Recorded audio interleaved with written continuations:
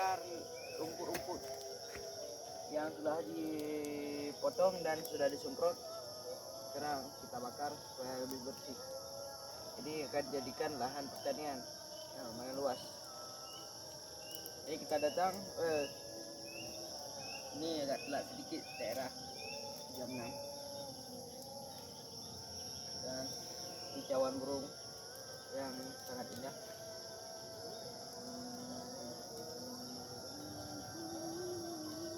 Oke sahabat AJ Tips 1, besok kita lanjut.